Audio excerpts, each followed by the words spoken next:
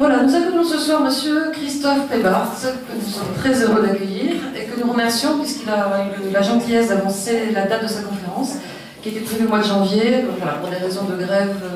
Et en plus, il a bravé la tempête, les hellénistes n'ont peur de rien. Vous êtes, Monsieur Pébart, maître de conférence à l'Université Bordeaux-Montaigne.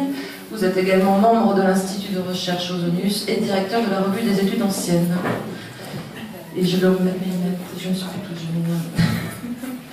Vos thèmes de recherche sur la Grèce antique sont l'histoire économique et intellectuelle, l'épigraphie, Athènes à l'époque classique, comique et politique en Grèce ancienne. Vous êtes auteur de différents ouvrages scientifiques, entre autres Monnaie et marché à Athènes à l'époque classique, et vous avez écrit de nombreux articles dans la revue de l'Histoire, et vous participez également à la Fabrique de l'Histoire sur France Culture. Donc là, je vais parler au nom de M. Bernard Ledoux. Permettez-moi une brève introduction de votre sujet. Que s'est-il passé en Grèce voilà 25 siècles dans le domaine politique? Rappelons d'un mot le cadre, une région à la fois cloisonnée par son relief montagneux et ouverte sur la mer, avec une collection d'îles sur l'Égée. Une myriade de cités-États y sont constituées, on en a recensé plus de 1000, des cités qui étaient à la fois indépendantes et rivales. Sur ce territoire, pour la première fois dans l'histoire, apparaît une forme d'autogouvernement par les citoyens de leur cité, de direction collective des affaires publiques. Ce type de gouvernement sera nommé la démocratie. Est-ce une apparition soudaine ou l'aboutissement d'une évolution lente des mœurs politiques? Notons simplement qu'auparavant, dans le courant du VIe siècle avant Jésus-Christ, la plus grande partie du monde grec avait adopté la citoyenneté, qui signifiait pour l'individu droit juridique et droit de participer à la vie publique, hormis bien sûr les esclaves, les métèques, qui étaient les étrangers, et les femmes, comme d'habitude. Certaines cités plus importantes, telles Athènes et sa région, l'Attique, développent au plus haut point au 5e siècle avant Jésus-Christ ce régime politique qui aura valeur d'exemple. Mais il faudra bien des siècles pour que ce modèle se répande sur tous les continents et constitue à partir du XIIIe siècle l'aspiration de tous les peuples, avec les avatars, les reculades, les luttes, encore de nos jours, pour parvenir à créer ou restaurer cet idéal de démocratie. Monsieur Pébart, nous sommes impatients de découvrir avec vous les liens entre les tragédies, les mythes de la Grèce et la démocratie à Athènes. Merci.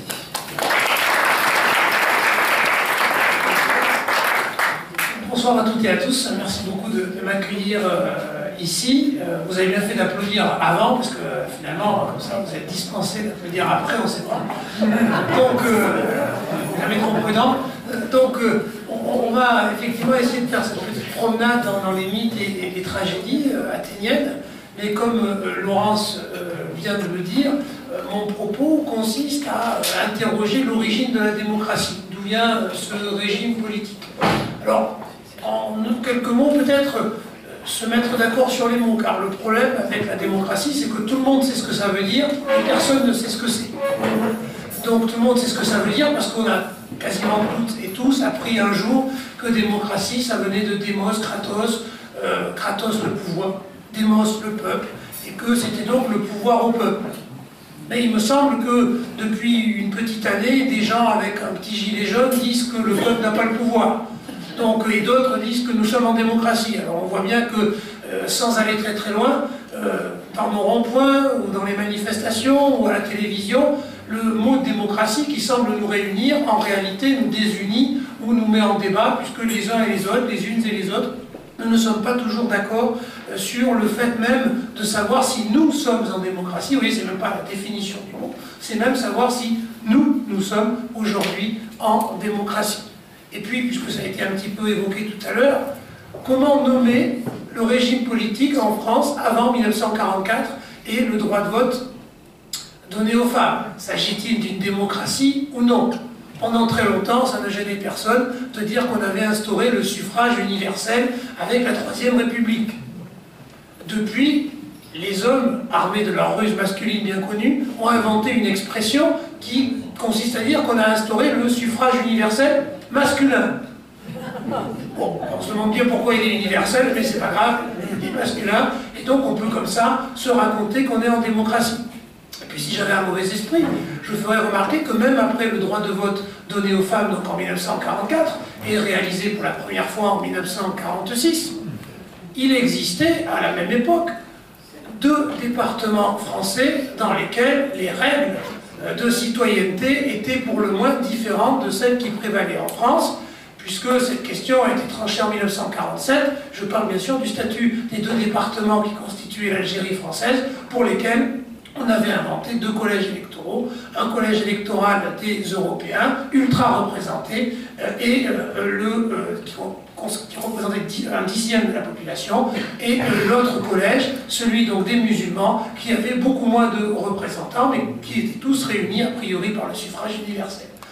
Donc vous voyez que selon le regard que l'on porte, eh ben, le mot démocratie, vous voyez, sans même rentrer dans la définition, il est loin de nous unir ou de réunir, puisqu'il semble recouvrir des réalités extraordinairement différentes. Je pourrais poursuivre avec l'âge. Nous avons été pendant très longtemps une démocratie où, entre 18 et 21 ans, on ne votait pas. Peut-être qu'un jour, on basculera la citoyenneté à l'âge de 16 ans. Pendant très longtemps, on ne pouvait pas être sénateur avant d'avoir 30 ans. On ne pouvait pas être maire avant d'avoir 23 ans, et ainsi de suite. Donc on voit bien que si on essaye de réfléchir honnêtement, le mot démocratie apparaît plutôt compliqué, une réalité qui nous échappe, plutôt que quelque chose qui est clair. Donc vous voyez qu'il y a quelque chose d'extraordinairement ambitieux, que de vouloir chercher l'origine de la démocratie alors que nous ne savons pas ce que c'est. Alors pour essayer de se mettre d'accord, on va dire que nous ne cherchons pas une réalité juridique, nous ne cherchons pas une constitution, nous ne cherchons pas les tables de la loi qui seraient l'origine de la démocratie, mais nous essayons de comprendre un état d'esprit. C'est-à-dire plus que des procédures, comme nous aimons les décrire, un régime, une manière d'être ensemble, une manière de décider ensemble. Voilà, pour l'instant, notre petite définition de travail. La démocratie, c'est une manière de décider ensemble. Sachant que, évidemment, l'un des grands enjeux, c'est la définition du ensemble, qui fait partie de cet ensemble, sachant qu'il existe toujours une tension entre le nombre de personnes qui décident et le nombre de personnes qui sont obligées de se plier à ces décisions. Je vous rappelle que dans notre beau pays, qui compte à peu près 66 à 67 millions d'habitants, il y a 45 à 46 millions d'électeurs. Il y a donc bien une partie non négligeable qui... Et vous voyez, si on s'amusait à compter le nombre de gens qui ont voté pour notre président actuel au premier tour, et qu'on le comparait par rapport au nombre d'habitants, on arriverait à un chiffre qui nous permettrait peut-être de réinterroger ce que nous appelons la majorité, le pouvoir de la majorité, et encore plus le pouvoir du démos, le pouvoir du peuple. Donc vous voyez que l'histoire, c'est aussi un exercice de liberté intellectuelle qui nous oblige à nous affranchir de ce que nous croyons savoir, même quand on étudie le passé. Puisque sinon on risque de se tromper, d'à partir avec une définition qui n'a pas grand-chose à voir avec la réalité que nous cherchons. Donc nous allons maintenant progressivement partir vers la Grèce ancienne, en me posant donc cette question, c'est la question qui va structurer mon propos, d'où vient la démocratie, en partant de cette hypothèse que la démocratie, et j'essaierai de vous dire en conclusion pourquoi je le pense, en partant de l'hypothèse que la démocratie est née quelque part en Grèce, donc non sur les bords de la Méditerranée, peut-être à Athènes, au cours du 5e siècle avant Jésus-Christ. C'est l'hypothèse un petit peu de travail qui est la nôtre. Alors pendant très longtemps, à cette question, d'où vient la démocratie, les historiens et les historiennes, les érudits, les intellectuels avaient une réponse toute trouvée qui se résume dans une formule qui s'appelle le miracle grec. Alors vous savez bien, ça fait très longtemps qu'on fait ça fait des siècles. Quand on ne sait pas pourquoi quelque chose s'est passé, on dit que c'est un miracle. Eh bien, pendant très longtemps, on a fait comme ça, au 19e siècle, on dit c'est le miracle grec. Alors tout le monde regardait, on allait faire son petit pèlerinage, comme Renan, à la fin du 19e siècle, sur l'acropole à Athènes, et puis on se demandait comment, de ces pierres, de ces cailloux, avait pu surgir cette démocratie. On était un peu étonnés, surpris, sans être capable de pouvoir apporter une réponse. Donc la seule réponse semblait être d'où vient la démocratie? Les Grecs. Voilà, c'était les Grecs qui avaient eu cette idée un peu géniale, extraordinaire, sans que jamais personne ne puisse expliquer pourquoi c'était les Grecs qui avaient eu cette idée et pas les autres. Alors vous le savez, les historiens et les historiennes sont têtus, et quand on leur dit qu'on ne peut pas expliquer, ils continuent toujours à chercher, ils se disent mais quand même c'est pas satisfaisant de se dire c'est les Grecs, etc. Alors il y a eu une première tentative qui a consisté à regarder un peu partout dans le monde, aujourd'hui, hier, des expériences d'assemblée. On s'est aperçu que dans plein d'endroits, il y avait des modalités de décision qui étaient collectives, où les gens se réunissaient, discutaient ensemble, et que donc ce n'était pas ça que les Grecs avaient inventé, puisqu'on en trouvait partout, en particulier en Éthiopie par exemple, les autres cholos, qui sont connus pour les assemblées de quartier, des assemblées de villes, enfin un système démocratique extrêmement complexe, donc, et qui ne connaissent pas du tout, enfin qui ne connaissaient pas les Grecs, Athènes, et qui, semble-t-il, l'ont inventé par eux-mêmes. Donc l'idée que les Grecs auraient inventé la démocratie, c'est un peu effiloché au nom de la réalité, puisqu'on voyait que d'autres groupes humains avaient été capables d'inventer des modalités collectives de prise de décision. Donc ceci a disparu. Donc il nous reste maintenant un point d'interrogation, c'est de comprendre, mais qu'est-ce qui s'est passé de spécifique en Grèce? Comment l'expliquer? Alors, pour cela, il faut distinguer, c'est ce que nous allons faire maintenant, plusieurs temporalités, plusieurs rythmes du temps. Il y a un temps long qui peut être résumé par ce qu'on va appeler l'imaginaire. C'est là où nous allons rencontrer les mythes. Et donc, la première manière d'expliquer pourquoi en Grèce et à Athènes on a eu l'idée de la démocratie, on peut la trouver peut-être dans les mythes, dans les histoires que les Grecs se racontaient depuis longtemps. Ça va être la première partie de mon propos, et je vais commencer par vous raconter des choses que vous connaissez peut-être, mais en essayant de vous faire percevoir la dimension politique que ces histoires pouvaient avoir. Et je vais commencer par l'Iliade. Comme vous le savez toutes et tous, l'Iliade ne raconte pas la guerre de Troie, c'est le piège classique pour les étudiants et les étudiantes. Que raconte l'Iliade? Et tous ceux et celles qui répondent la guerre de Troie, on dit bah, tu l'as pas lu, puisque dès le début, que demande Homère à la Muse? Chante quoi la Muse? La colère d'Achille. Et donc l'Iliade raconte, certes, une partie de la guerre de Troie, mais pas toute la guerre de Troie, elle raconte la colère d'Achille, et ça se passe pendant un mois pendant la 10e année de la guerre de Troie. Et le début de cette histoire est une opposition entre deux grands rois qui sont au combat contre les Troyens, Agamemnon, dit roi des rois, et Achille, roi des Myrmidons, lui aussi roi, mais un peu moins roi qu'Agamemnon. Alors quel est le problème? Le problème est le suivant. Ils ont, comme d'habitude, pillé un peu autour de Troie, et ils se sont partagés le butin.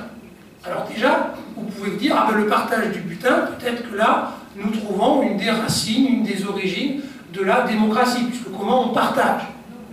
Alors en fait, ils partagent, si, il y a une dimension égalitaire dans le partage, mais c'est le deuxième temps. Le premier temps du partage, c'est le temps des rois.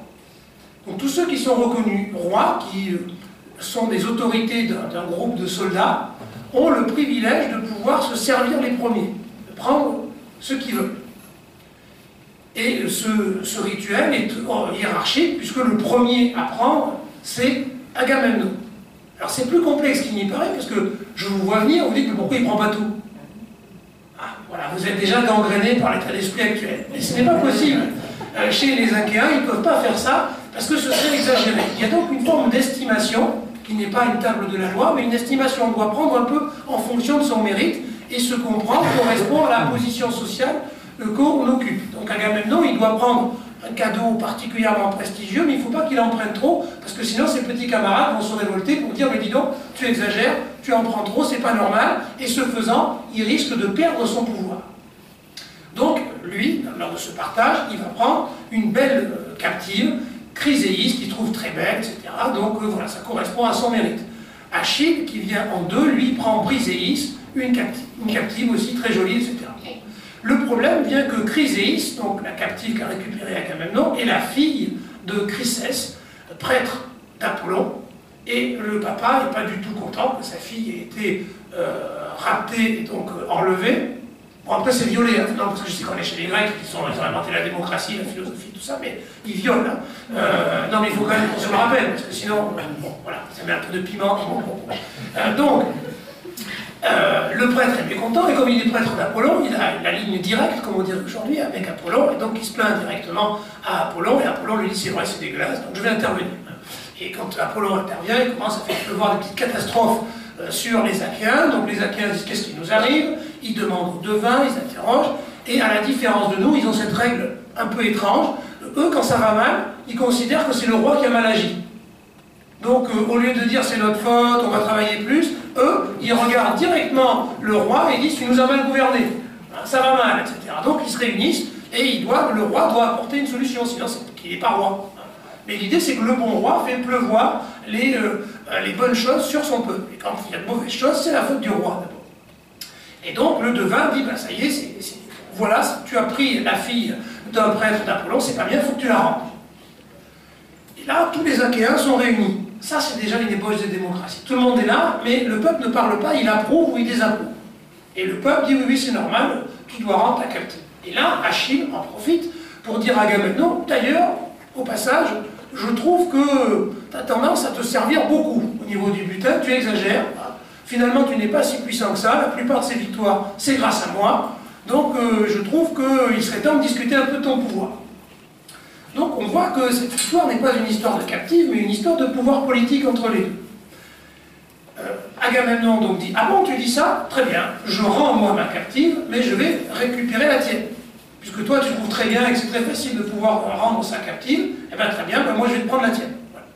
Et là encore, les Achéens qui assisent disent, c'est normal, c'est vrai, etc. Donc Achille ne peut pas se révolter contre ça, il dit très bien, donc je vais la donner.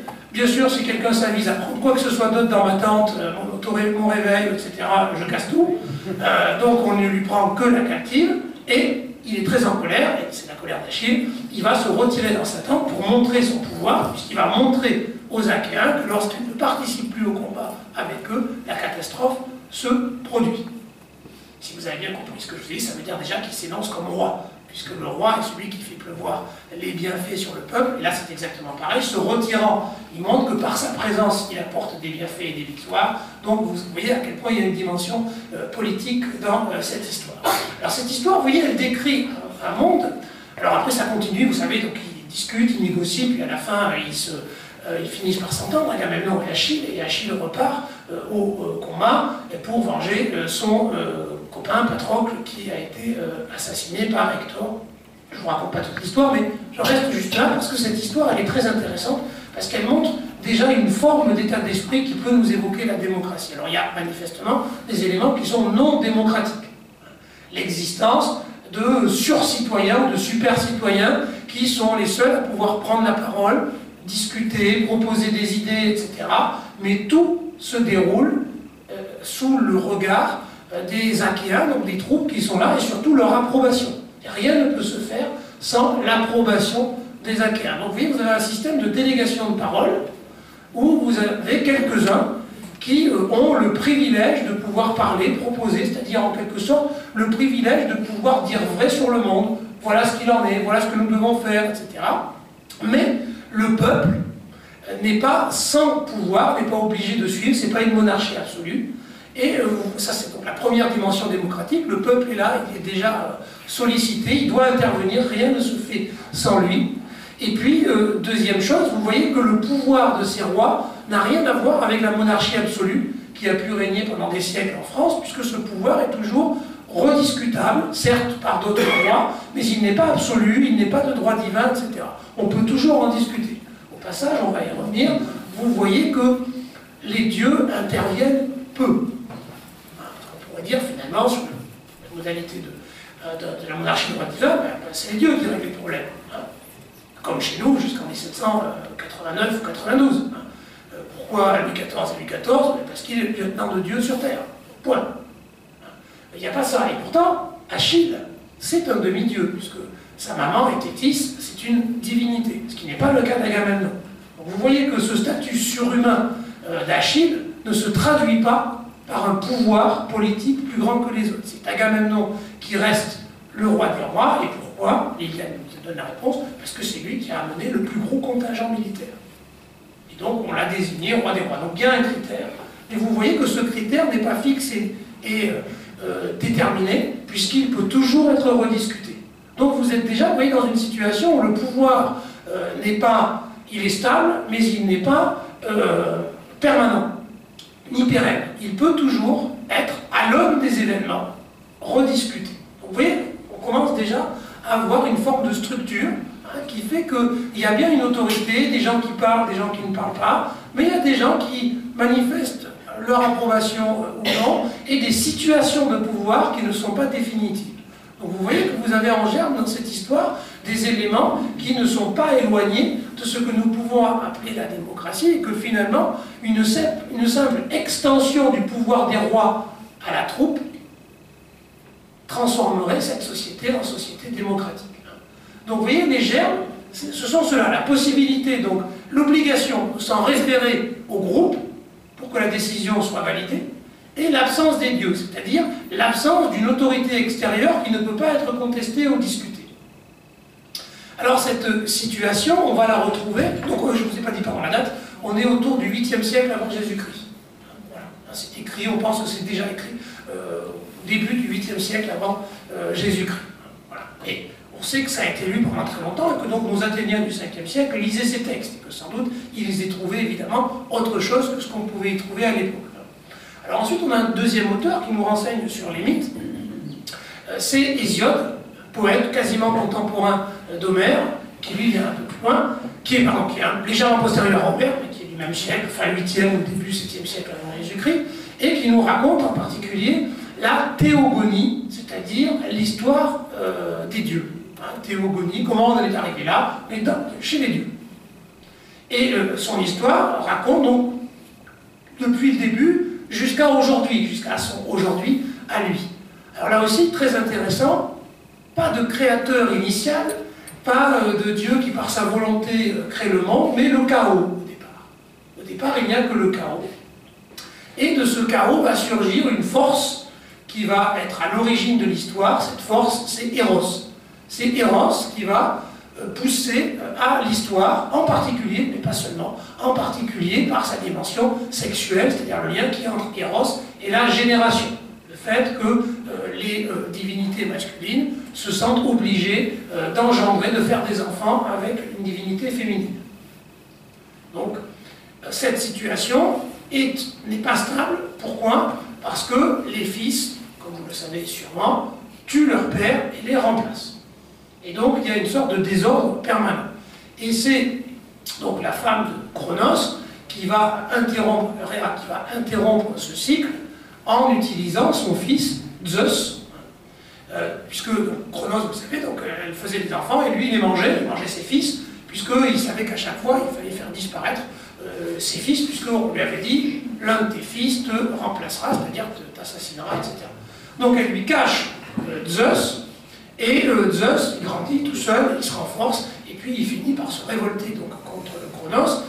Il coupe les testicules de son père, parce que donc, il coupe quand même le principe générateur, et à partir de là, il devient roi chez les dieux, mais il a compris qu'il y avait un problème, qu'il ne pouvait pas avoir d'enfant sous peine de reproduire la situation, donc il va s'interdire d'avoir des fils, et à chaque fois qu'il en a trop envie, il trouve une solution. Donc, par exemple, lorsqu'il, on va y revenir tout à l'heure, lorsqu'il sent qu'il est très attiré par la divinité qui s'appelle Métis, la divinité de l'intelligence, et qu'il sent bien qu'il ne va pas pouvoir se retenir, pour ne pas lui faire un fils, il l'avale, mais il va quand même faire un enfant, mais ce sera une fille qui va sortir de son crâne, comme tout le monde le sait. C'est la première césarienne de l'histoire. Donc on lui ouvre le crâne, et Héphaïstos extrait la divinité Athéna, qui sort, donc la divinité de l'intelligence, c'est maman, Métis, et elle sort, comme vous le savez, casquée avec sa lance, donc elle est presque un homme, mais si elle avait été un homme, bien sûr, elle aurait pu renverser papa, mais ça, c'est pas possible. Et la deuxième pour laquelle il a une grosse faiblesse, c'est Thétis, la mère d'Achille, raison pour laquelle il marie Thétis à Pélée, et Achille, dans l'histoire, est quasiment aussi fort que Zeus. Sa force est surhumaine, il est bien plus fort que tous les hommes. Mais voilà, il lui manque juste d'avoir le bon papa pour pouvoir renverser Zeus. Donc ça c'est la situation. Donc il y a un ordre qui s'installe, qui est l'ordre des dieux. Alors, ici, on va regarder deux petites précisions qu'on trouve dans Hésiode qui montrent comment ce système religieux nous dit quelque chose sur leur manière de concevoir ce qui se passe chez les humains. Jusque-là, pour l'instant, on est chez les dieux. Alors, lorsque Zeus arrive au pouvoir, il y a des contestations, enfin, il y a des problèmes, une lutte, en particulier contre les titans. Donc Zeus réussit à mater la révolte des titans, et il installe définitivement son pouvoir. Qu'est-ce que veut dire installer définitivement son pouvoir? Ça veut dire répartir les fonctions aux uns et aux autres. Donc, par exemple, vous savez, Poséidon reçoit la mer. Hein, tu vas te charger de la mer. Hadès reçoit les enfers. Et donc, chaque divinité reçoit sa part, sa moira, en grec. C'est le même mot que la part de butin des rois, dont on parlait tout à l'heure. Hein, c'est exactement le même mot. Chacun a sa part. Voilà. C'est la part qui correspond à ce que vous êtes capable de faire. Et donc, il n'y a plus de problème dans le monde, puisque désormais, chacun a quelque chose à faire, du moins dans le monde divin. Et, nous dit Hésiode, il n'y a qu'une seule divinité qui est hors du partage, c'est celle qui s'appelle Hécate, et cette divinité, elle vient des titans, donc les titans, ce sont ces divinités qui ont essayé de renverser Zeus, mais qui n'ont pas réussi, et donc eux, ils sont enfermés, et il n'y en a qu'une qui reste, c'est Hécate. Alors, ce qui est intéressant, c'est sa position et comment elle est décrite. Donc, je cite un peu du Hésiode. La déesse est fille unique. On ne la respecte pas moins. Elle a sa part sur la terre, et dans le ciel, et sur la mer. Alors, vous voyez que déjà, elle ne respecte pas l'ordre, puisqu'elle est un peu dans le ciel, la terre, la mer, donc elle est un peu partout. Donc, elle est hors du partage des divinités. Elle a droit même à plus d'égards, puisque Zeus l'honore. Elle secourt qui elle veut, lui est grandement utile. Et maintenant, on va voir qui est ce qui elle veut. Dans l'assemblée du peuple, elle distingue qui elle veut. Et quand on prend les armes pour aller tuer des hommes à la guerre, elle est là, déesse. Elle protège qui elle veut. Elle attribue la victoire, donne la gloire avec discernement. Elle siège en justice, près des princes, on n'approche pas. Et quand on rivalise en luttant pour un prix, la généreuse déesse est là encore. Elle porte secours, elle est utile. Je pourrais continuer la liste, mais ce qui est dessiné ici, c'est le monde des humains. C'est-à-dire que le seul monde dans lequel la répartition des tâches n'est pas fixée définitivement, c'est-à-dire qu'il n'y a pas un ordre cosmique, au sens grec du terme, le cosmos, hein, l'ordre, le seul endroit pour lequel cet ordre-là n'existe pas, n'est pas appliqué, c'est le monde des humains. Alors, et cette divinité, Hécate, elle est le témoignage de ce monde d'avant, mais désormais, ça se déroule chez les humains. Et vous avez là les différentes possibilités de briller chez les humains. L'assemblée, la guerre, être un prince. Vous voyez, se dessine comme ça une sorte de destinée possible qui permet d'avoir une éminence sociale. Donc, vous voyez ici que nous avons le pendant de ce qui se passe chez les dieux, parce que sinon ça pourrait être un paradoxe. Le monde des dieux est définitivement stable, il n'y a plus d'histoire, puisque chacun a sa part, chaque divinité a sa part. Mais cet ordre, qui est l'ordre de tout le monde, puisque c'est l'ordre des dieux, n'a pas une réplique immédiate chez les humains. Chez les humains, il faut que ça se passe, il faut qu'on l'instaure. Donc l'ordre n'est jamais établi, il faut toujours le réétablir, l'instituer. Donc de cette façon, dans leur mythe, ils pensent la possibilité de l'histoire. C'est donc un ordre des dieux, mais cet ordre des dieux nous permet de comprendre pourquoi chez les humains, cet ordre ne se traduit pas par des positions sociales fixes. Pourquoi? Justement en raison de l'histoire. Et cette autre chose que nous montrent les mythes, c'est que les Grecs ont compris que la condition humaine était marquée par l'historicité. Vous vous rappelez, chez les dieux, il y a cette histoire de génération qui fait que les fils renversent toujours leur père. Pourquoi? C'est parce que les fils remplacent leur père, mais au sens physique du terme, et pas uniquement social. Et que donc la condition humaine fait que nous sommes obligés d'être inscrits dans l'histoire et que nos positions ne peuvent jamais être figées, à la différence des dieux qui, eux, sont immortels et sont donc hors de l'histoire, hors de l'historicité, et peuvent donc se penser avec des positions stables. C'est extrêmement important parce que ça veut dire que si le monde est désordonné, ou ne contient pas un ordre en lui-même, ça signifie que la responsabilité des humains est de l'instaurer. Et de continuer en permanence à l'instaurer, puisqu'il ne pourra jamais être fixe, puisque précisément le principe de génération, Eros, le désorganise à mesure qu'il l'organise. Donc vous voyez pourquoi il y a une nécessité de la politique. Il y a une nécessité de la politique, puisqu'on ne peut pas penser pour eux un ordre qui serait stable. La dernière réforme des retraites, par exemple. Puis après, on n'y touche plus. Voilà. Donc, vous voyez, ça, c'est un ordre stable. Ça ne bouge plus, on le sait, etc. Et bien là, pour eux, ça n'a pas de sens. Puisque leur manière de voir, c'est une succession d'événements qui nous sollicitent et qui nous imposent de réfléchir et de prendre des décisions sur les événements. Alors, bien sûr, me direz-vous, mais ils n'ont qu'à aller demander aux dieux. Et là, vous avez un deuxième mythe qui est raconté par Hésiode, et ce mythe, c'est celui de Prométhée, le sacrifice de Prométhée, qui raconte la séparation entre les humains et le monde des dieux. Alors on le trouve dans la théogonie aussi ce mythe de Prométhée. Alors voilà comment ça commence. Donc, lorsque les dieux eurent procès avec les hommes qui meurent, vous voyez déjà apparaître la différence, hein, les dieux sont définis de manière négative, les dieux sont des non-mortels, des immortels, athanatoi, en grec, hein, il n'y a pas d'autre définition, c'est ceux qui ne sont pas comme nous, et qu'est-ce qu'ils n'ont pas de commun avec nous? Précisément la mortalité. Hein, ils sont immortels, parce qu'ils naissent les dieux, hein, mais ils ne meurent pas, ils sont donc immortels. Hein, ils sont créés, mais immortels. Au passage, petite parenthèse, c'est toute l'histoire d'Ulysse dans l'Odyssée. Hein. Ulysse explore le territoire de l'humanité. Il passe son temps à être confronté aux limites de ce que c'est qu'être un être humain. Il va aux enfers, comme chacun et chacune le sait. Il va voir les cyclopes. Qui sont les cyclopes? Ceux qui ne vivent pas en cité. Ceux qui élèvent, qui vivent tout seuls, bref, qui ne sont pas les êtres humains tels qu'il faut être. Lorsqu'il va voir Calypso, qu'est-ce qu'elle lui propose? Le filtre pour devenir immortel. Qu'est-ce qu'il dit? Non, ça ne m'intéresse pas. Et donc son retour chez lui est aussi la construction d'une nouvelle figure d'être humain, parce que les dieux se sont retirés du monde. Les demi-dieux, c'était avant, c'était l'époque de l'Iliade. Mais dans notre monde à nous, pensent les Grecs au 7e siècle, les dieux ne sont pas là. Ou ils sont loin, donc on doit se débrouiller sans eux. Et donc l'Odyssée nous raconte ça. Qu'est-ce que c'est qu'un être humain qui, comme Ulysse, abandonne ce monde des dieux, dans lequel les dieux sont là, ils interviennent directement, et lui doit reconstruire une position pour être un être humain normal, et plus un être humain qui, au fond, a des pouvoirs ou une force qui ne relève pas de notre commune humanité. Hein, donc vous voyez comment tous ces textes sont reliés par la même idée. Donc je reviens à mon Prométhée. Donc il y a donc un procès, on ne sait pas pourquoi, on sait où il se passe à Méconée. Alors pourquoi c'est l'ancien nom de Sicyone?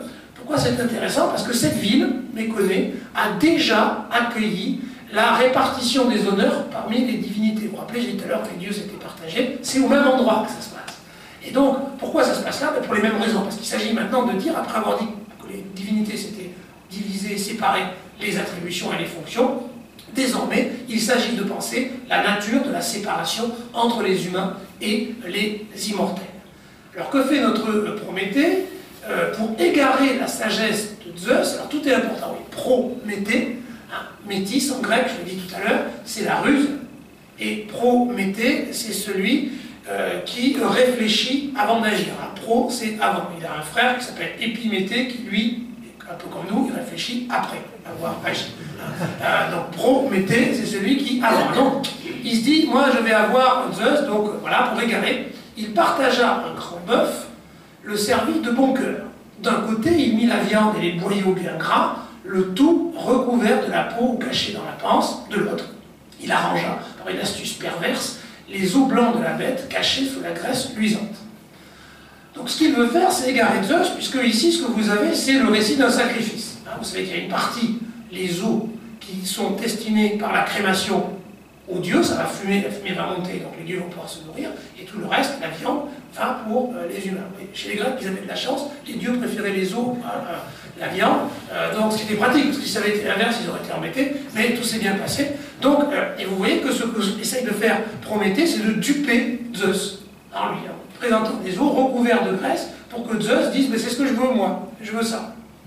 Malheureusement, Zeus, il a mangé la métisse, donc il a bien compris, et il lui dit, tu as distribué les parts de manière injuste, ainsi parla Zeus railleur, et ensuite, cet épisode va entraîner la séparation entre les humains et les dieux, parce que Zeus va être fâché, pour se venger, il va condamner les êtres humains à quoi? Alors ça c'est presque du Macron, au travail.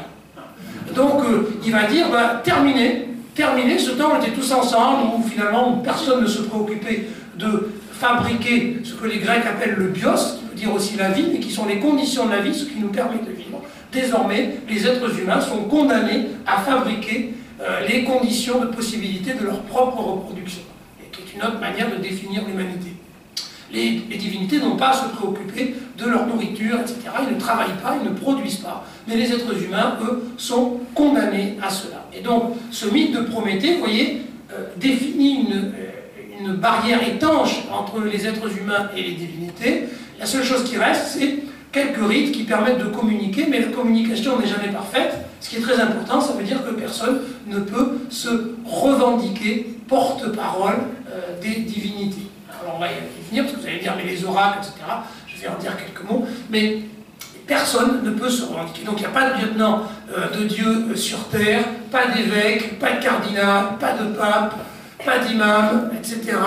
J'en ai oublié, vous poursuivrez la liste. Donc personne ne peut se reconnaître. C'est très important, parce qu'ici vous avez un autre germe de la démocratie, qui est le début d'une reconnaissance d'une égalité en raison. Puisque pour que la démocratie fonctionne, il faut que dans la communauté des égaux, nous reconnaissions une égalité en raison. Que je ne puisse jamais dire, bah, écoute, je suis plus intelligent que toi, alors laisse-moi parler.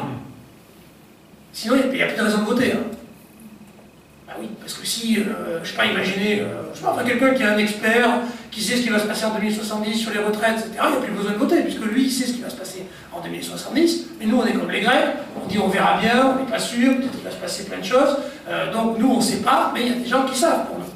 Et donc ceux et celles qui savent, en général c'est ceux, mesdames, vous le savez, hein, c'est comme à la maison, hein, ceux qui savent, ils savent à la place des autres. Et donc il n'y a pas de démocratie possible si nous ne reconnaissons pas une égalité en raison. Raison pour laquelle l'absence des dieux, l'éloignement des dieux, est un élément fondamental de la mythologie pour pouvoir envisager quelque chose comme la démocratie. Ça ne suffit pas hein, pour faire la démocratie. Mais il ne faut pas que quelqu'un puisse légitimement se revendiquer supérieur en savoir au nom de quelque chose de surnaturel, quelle que soit la nature. Il ne peut pas se revendiquer de ça pour dire « on ne débat pas, moi je sais ». Donc vous voyez que dans ces croyances, quand on les regarde, on a non pas la démocratie, mais on peut dire plutôt les conditions de possibilité de la démocratie, ce qui la rend possible. Mais ça ne la rend toujours pas souhaitable. Alors, je ne vais pas dire pourquoi, qu'est-ce qui a pu les amener à la rendre souhaitable, mais je vais faire un petit bond maintenant. Donc là, on était au 8e, 7e siècle, et nous allons regarder, c'est la deuxième partie plus courte de mon propos, consacrée aux tragédies. On va voir ce qu'ils font des mythes lorsqu'ils sont en démocratie. Pourquoi ils continuent à se raconter des mythes dans les tragédies.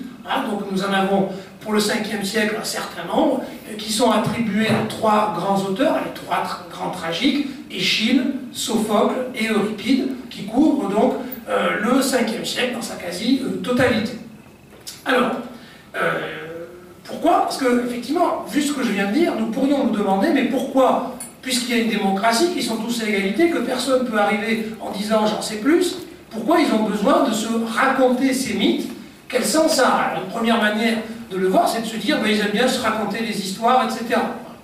Sauf qu'il faut que vous vous mettiez à la place d'un Athénien, au théâtre, et on lui dit, ben voilà, aujourd'hui, on est en 443, avant Jésus-Christ, 444, je ne sais plus, et aujourd'hui, on va représenter Oedipe roi de Sophocle. Et ça leur fait le même effet que Colombo. Dès le départ, ils connaissent le criminel. Or, toute la pièce nous raconte la lente découverte de la criminalité d'Oedipe. Alors, soit vous êtes vraiment des pervers, et dans ces cas-là, vous avez Freud, hein, vous considérez qu'ils mettent en scène une sorte de fantasme secret pour mettre en scène ce désir caché de coucher avec sa mère et de tuer son père, sauf que la pièce ne nous parle pas de ça, puisque Oedipe, lui, n'est pas coupable de ce fantasme, puisqu'il ne sait pas qu'il épouse sa mère, et il ne sait pas qu'il tue son père. Et toute la pièce montre qu'il n'a jamais été en situation de le savoir, qu'il ne le sait qu'après coup.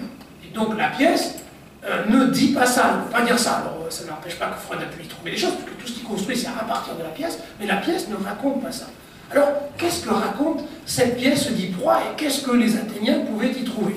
En fait, c'est ça la petite grille de lecture que je vous propose. Le mythe, c'est une grammaire.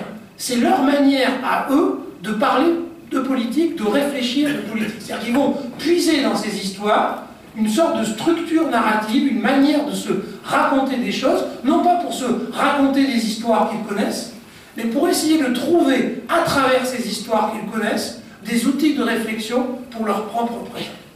Alors on va en prendre quelques-unes pour que vous puissiez voir comment ils parviennent à faire ça. Donc je reste sur Oedipe roi.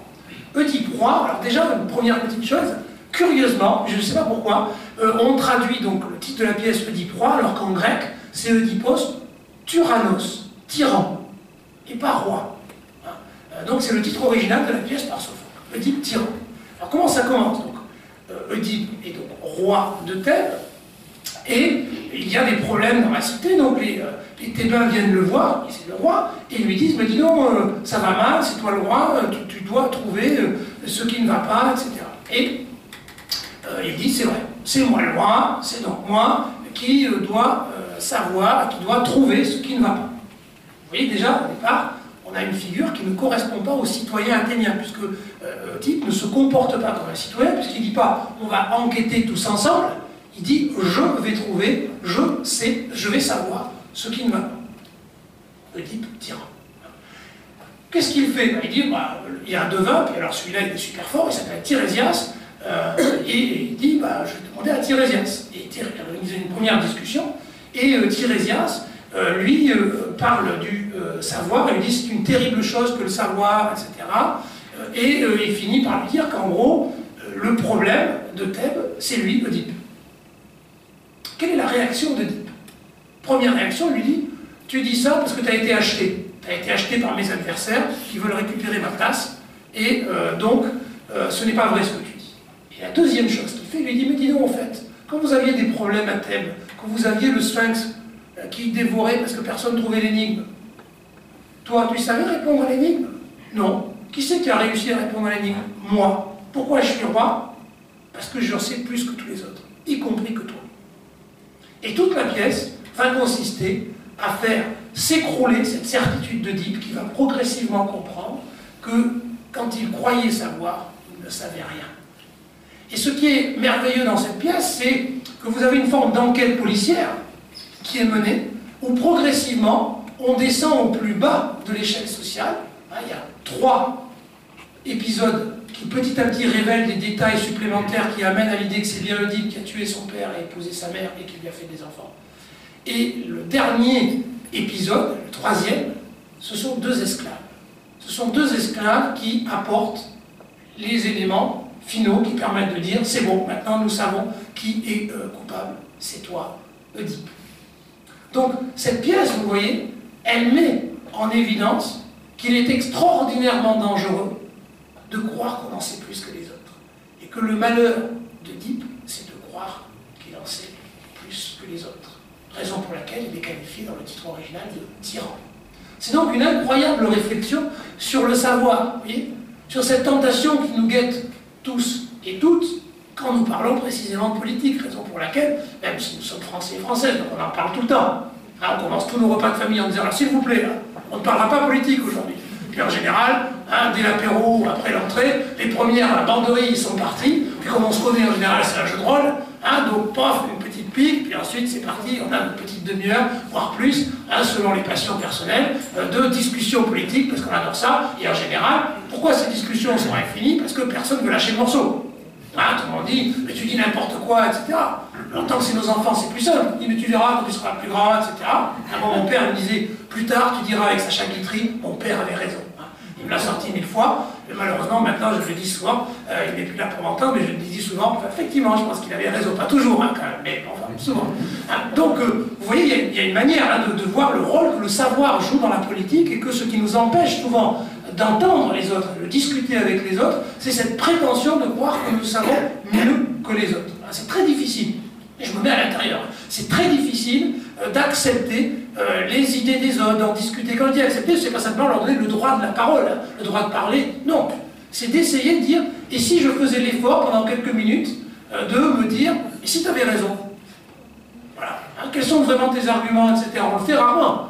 On préfère plutôt s'enfermer dans nos certitudes, et le monde contemporain, avec une nouvelle technologie, nous permet de ne lire que les bons journaux, d'écouter que les bonnes émissions de radio, de regarder que les bons trucs à la télé, qui nous bercent de nos propres certitudes, qui nous cajolent dans le bon sens, et qui font qu'on est très rarement, en réalité, confronté à des idées autres. Pensez à ce que nous avons sans doute beaucoup dans cette salle vécu, les émissions où on était des millions devant, et on était confronté à des choses qui n'étaient pas forcément nos idées, mais on n'avait pas le choix. Puisqu'on avait 3 chaînes, on disait laquelle on regarde ce soir. Et que, voilà, on regardait ce qu'il y avait, alors ça servait de point de départ de discussion. Mais on était obligé de se confronter. Maintenant, chacun sa chaîne, chacun son écran, chacun son site, ce qui est extraordinairement agréable, puisqu'on a l'impression d'être dans un monde où tout le monde est d'accord. Sauf que dès qu'on sort ou qu'on en rencontre d'autres, malheureusement, la catastrophe arrive puisqu'on s'aperçoit que ce n'est pas le cas. Mais je pense que ça ne rend pas facile cette manière de vivre ensemble et d'accepter des accords, parce qu'on est finalement, en tout cas, on a beaucoup de moyens de se protéger des idées des autres qui nous dérangent, et au contraire, beaucoup de moyens de n'être confrontés qu'à nos propres idées, répliquées 1000 fois, etc., etc. Donc vous voyez que, allons au théâtre, parce que j'ai oublié de le dire, ils vont tous assister aux tragédies. Ce n'est pas une activité de loisir, c'est une fois par an, c'est une grande fête qui s'appelle les Dionysies, et c'est un moment civique, c'est un moment politique financé par les plus riches de la cité. Oui, parce que les Athéniens avaient cette autre idée bizarre, au lieu de demander à tout le monde de payer, parce que ça coûte très très cher d'organiser un spectacle de théâtre, etc., ils prenaient dans la poche des plus riches.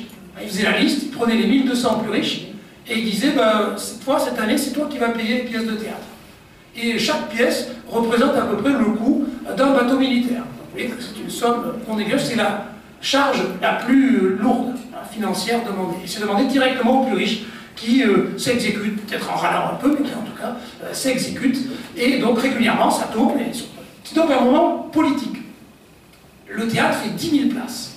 10 000 places. Donc ils sont 10 000, et on ne sait pas, mais peut-être que les femmes participaient. Venez écouter aussi, parce que sur l'Assemblée, au 5e siècle, on compte à peu près 6 000 places. Donc il y en a 4 000 de plus. Alors on sait que les étrangers pouvaient venir, on sait que les esclaves aussi pouvaient assister. Et les femmes, il y a des discussions, mais il est très probable que les femmes aussi. Donc vous voyez que le théâtre, c'est un moment réflexif qui va même au-delà de la communauté délibérante, des citoyens. C'est plus large. C'est donc une manière, vous voyez, de contribuer à une forme de formation continue du citoyen, parce qu'ils n'ont pas de presse, pas d'internet, etc. Donc, allant au théâtre, vous voyez qu'ils sont exposés à des degrés de philosophie politique, parce que c'est comme ça qu'on pourrait l'appeler, extraordinairement élevés. Alors j'ai pris le cas de Diproie, mais pour vous montrer qu'on peut continuer, je vais en prendre deux autres pour vous faire voir que les mêmes types de réflexions sont dans ces textes. Alors, la deuxième tragédie que je vais prendre, c'est Antigone, tragédie donc, de Sophocle, bien connue, donc vous connaissez le problème. Le frère d'Antigone et Théocle ne peut pas être enterré, puisque le roi Créon l'a interdit, et Antigone soudoie les gardes qui conservent la dépouille du frère pour pouvoir l'enterrer. Et donc Créon est très mécontent, et la pièce se termine, désolé pour divulgacher, j'allais dire spoiler, mais donc je divulgache, donc je vous donne la fin.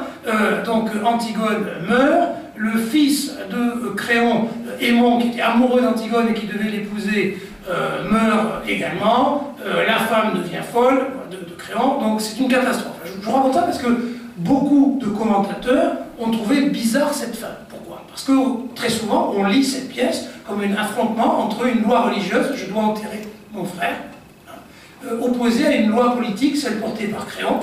La politique a décidé que tu ne devais pas enterrer ton frère. Et donc très souvent on utilise cette pièce pour mettre en avant le conflit qu'il peut y avoir entre loi religieuse et loi politique. Et les commentateurs, jusqu'à aujourd'hui, sont très surpris parce qu'ils disent « Mais pourquoi Sophocle ne nous dit pas qui gagne ?» Puisque la loi politique ne gagne pas, mais la loi religieuse non plus. Alors tous ceux qui pensent que les Grecs sont baignés dans la religion, etc., sont surpris, parce qu'ils disent Antigone, d'une manière ou d'une autre, devrait gagner. Enfin, on devrait comprendre que c'était de son côté qu'il fallait aller. Mais c'est pas ce qu'il y a dans la pièce, personne ne le voit, et ni même l'autre solution. Alors que dit en fait cette pièce? Elle tient un propos pas très éloigné de Diproie. Et on le sait en particulier par une discussion qu'il y a entre Créon, donc le roi qui a décidé, alors il s'appelle roi dans la pièce, mais il dit qu'il a d'abord consulté le peuple, et que donc la décision qu'il a prise, qui est un nomos en grec, une loi, il l'a prise après avoir écouté les avis de la population. C'est un mythe, donc les Athéniens utilisent un roi, mais ce roi n'est pas roi au sens où il déciderait tout seul, c'est un roi qui ressemble, au fond, à une sorte de cité qui prendrait une décision. Et donc entre Créon d'une part et son fils Aimon. Et que dit Aimon le fils à son père? Il lui dit mais tu es un homme dangereux parce que tu es dans le monophronète, c'est-à-dire tu penses tout seul. Et tu crois qu'en pensant tout seul, tu vas parvenir à la vérité. Or si vous appliquez cette remarque du fils à son père, vous voyez qu'elle marche aussi pour Antigone. Le problème d'Antigone, c'est elle aussi de s'être enfermée dans sa demande et de ne pas avoir été capable de réfléchir avec référentiel. Et raison pour laquelle la pièce ne propose pas de solution. Puisque la solution de la pièce, c'est pas ou la loi religieuse ou la loi politique, c'est la délibération. Ce qui manque dans la pièce, c'est on se met tous ensemble, on a une loi, on sait qu'a priori, ben voilà, on ne devrait pas enterrer. On a une deuxième loi contradictoire qui dit qu'il faut enterrer, même les pires. Et bien on est dans la vraie vie, parce que la vraie vie, c'est une vie dans laquelle il n'y a pas une loi qui nous dit exactement ce que nous devons faire. Et vous voyez qu'on retrouve ce que j'ai dit tout à l'heure. C'est-à-dire que toutes nos certitudes, elles ont de la valeur, elles font une forme de culture, mais aucune de ces certitudes ne nous permet de savoir à coup sûr ce que nous avons à dire lorsqu'un événement, le kairos en grec, se produit. C'est-à-dire que chaque événement suscite une nouvelle interrogation. Nous devons de nouveau nous réinterroger. Et qu'est-ce que nous avons pour nous interroger? Eh bien, nos savoirs traditionnels. Et toutes les tragédies montrent ça. Les tragédies peuvent être résumées ainsi. C'est une sorte d'épuisement des discours traditionnels. Normalement, on devrait dire, eh bien, la loi l'emporte, ou c'est la loi religieuse, les dieux, etc. Et la pièce vous montre que ça ne suffit pas. Elle ne dit pas c'est faux. Elle dit ça ne suffit pas. Quand Antigone dit les lois, elle a raison. Et quand Créon dit on ne peut pas faire une exception à chaque fois, il a aussi raison. Parce que si on fait une exception à chaque fois, il n'y a plus de loi. Mais ça, c'est la vraie vie. Notre vraie vie, elle est faite d'exceptions. Elle n'est pas faite de régularité où nous saurions à l'avance ce que nous avons à faire. Mais nous choisissons en fonction de ce que nous savons déjà, et parfois, en fonction de ce que nous savons déjà, nous innovons, nous créons. Pour prendre un autre exemple, contemporain, c'est l'exemple bien typique d'une mère de famille qui vole au supermarché. Qu'est-ce qui est plus important, le droit de propriété du propriétaire du supermarché ou l'impératif d'une mère de famille qui dit « je suis désolé, je dois nourrir mes enfants ». Vous voyez bien que si d'un côté on dit bah, « effectivement on peut voler au supermarché, alors il n'y a plus de propriété privée, ça inquiète les propriétaires, voilà », ou bien on dit bah non, la propriété c'est sacré, et dans ces cas-là, on dit à une mère de famille qui doit nourrir ses enfants « mais tant pis pour toi, il y a quelque chose de plus important que la vie humaine ». Vous voyez bien qu'on ne peut pas régler ça par une loi absolue. Nous sommes confrontés à chaque fois au kairos. Voilà, l'événement surgit, et qu'est-ce que nous avons? Des textes, la morale, nos lois, toute une série de choses qui constituent notre grammaire à nous pour penser, pour délibérer, pour décider ensemble qu'est-ce qui doit l'emporter cette fois-ci. Et non pas à coup sûr. Parce que pour qu'il y ait démocratie, il faut que nous acceptions que les événements nous interrogent toujours de nouveau.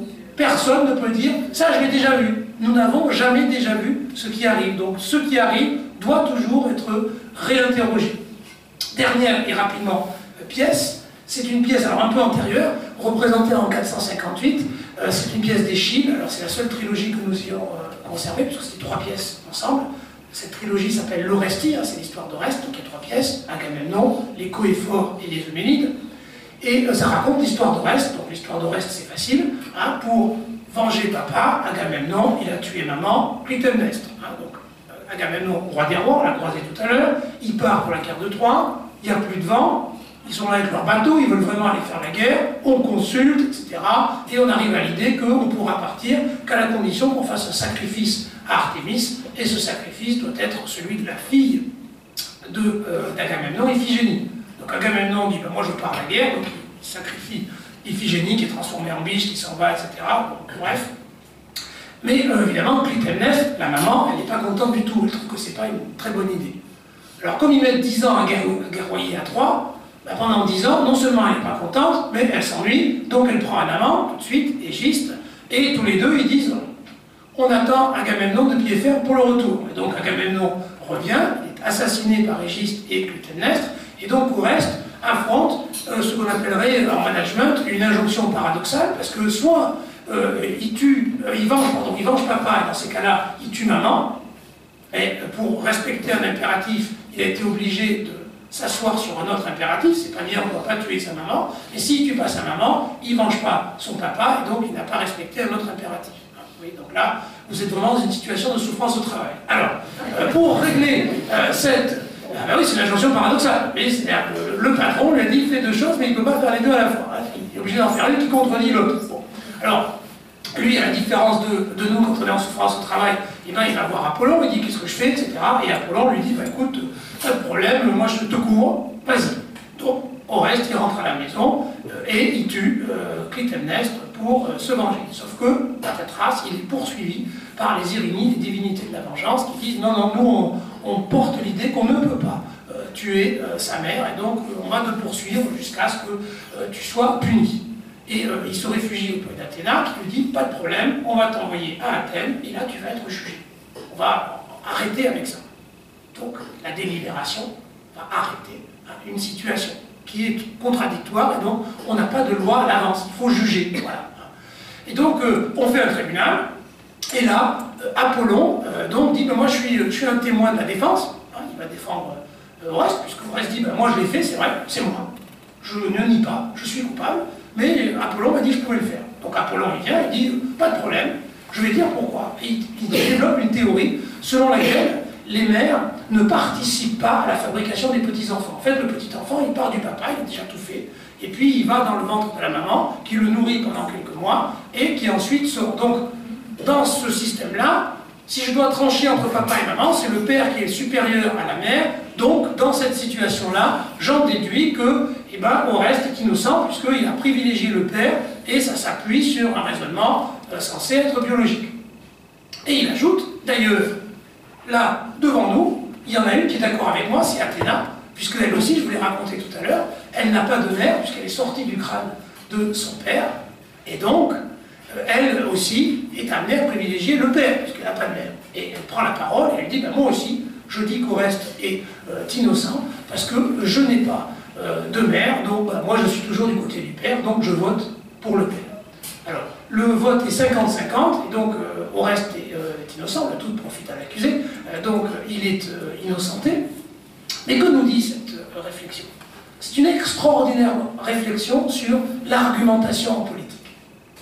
Vous avez une première manière d'argumenter qui est d'argumenter en fonction de soi. Moi, c'est ce que fait Athéna. Moi, j'ai pas de mère, donc je préfère le père. Et vous voyez tout de suite le problème de l'argumentation. Cette argumentation n'est pas universalisable, elle ne marche que pour Athéna. Autrement dit, si je dis c'est bien parce que c'est bon pour moi, c'est peut-être vrai, mais ça ne permet pas de savoir si c'est bon pour tous. Ça ne veut pas dire qu'elle a tort, ça veut dire qu'elle ne peut convaincre personne en disant cela, puisqu'elle n'est pas capable de monter à l'intérêt général. Et Apollon, lui, qu'est-ce qu'il fait? Ben, lui, il propose une vision de l'intérêt général, puisqu'il dit, au nom d'un argument universel, etc. Alors bien sûr, souvent on a dit, ah ben voilà, Apollon, c'est-à-dire Sophocle, qui le fait parler, le transforme en macho, etc., méditerranéen, aussi il y avait qu'en Méditerranée qui fait du machisme et de la domination masculine, donc on dit, ben voilà, c'est de la misogynie ordinaire, etc. Patatras. Nous avons beaucoup de textes contemporains, en particulier le corpus hippocratique, ce que disent les médecins. Et que disent les médecins? C'est qu'en réalité, c'est moitié-moitié. Moitié maman, moitié papa, et on a beaucoup de textes qui nous parlent de la ressemblance, à qui ressemble le fils, qui ressemble plus à sa mère, etc. Donc dans la réalité, nous savons que les Athéniens qui écoutent l'argument d'Apollon ne peuvent pas le prendre pour l'argument universel. Quelle plus belle manière que de nous forcer à réfléchir sur la valeur des arguments que nous utilisons. C'est-à-dire que Apollon prétend utiliser un argument universel, mais il est faux. Ce qui veut dire qu'il ne suffit pas d'évoquer quelque chose d'universel, le bien commun, pour que ce soit à tout coup vrai. Encore faut-il continuer à délibérer. J'en arrive maintenant à la conclusion, parce que la démocratie, elle est juste là. Vous voyez, elle est dans cette capacité de se reconnaître tous ensemble une égale quantité de raison, une égale étincelle de raison. Ça, c'est la première chose. Et ça suppose un diagnostic sur la réalité. C'est-à-dire que ça suppose que nous nous disions tous et toutes, je ne comprends pas, je ne sais pas ce qui se passe, je dois réfléchir. Et pour réfléchir, je dois faire l'effort de me sortir de moi, de mes propres intérêts, pour essayer de penser à l'échelle de la communauté. Mais j'ai aussi besoin des autres, parce que sans les autres, je ne trouverai jamais tout seul le bon chemin. Alors vous pouvez dire, mais ils sont extraordinairement intelligents, ces Athéniens. Et oui, mais eux, il y a une énorme différence entre eux et nous, surtout en France. En France, comme vous le savez, grâce à la Ve République, un individu tout seul peut envoyer nos troupes au combat. Le Mali, hein, un individu tout seul. Seul pays au monde qui, dans les pays qui nous ressemblent, à avoir ce statut étrange où un seul homme peut envoyer. Mais les Athéniens, eux, quand ils votent la guerre, ils ne sont pas du tout dans la même situation. Quand ils lèvent la main pour dire « Allez, on y va », c'est pas « on », vous, c'est « moi ». Ce qui veut dire qu'à chaque fois que l'Athénien vote la guerre, il ne vote pas la guerre comme une sorte d'idée abstraite, on en a marre, etc. Il vote son propre départ, c'est-à-dire la possibilité de sa propre mort. Ce qui veut dire que de ce simple fait, les Athéniens ont une expérience intime de l'intérêt général, puisque les décisions qu'ils prennent ensemble s'appliquent sur eux. Quelle belle leçon pour aujourd'hui, non? Si les décisions qu'on prend s'appliquent sur nous, sans doute qu'un certain nombre de décisions aujourd'hui ne seraient pas prises, ou du moins seraient prises autrement. Merci beaucoup.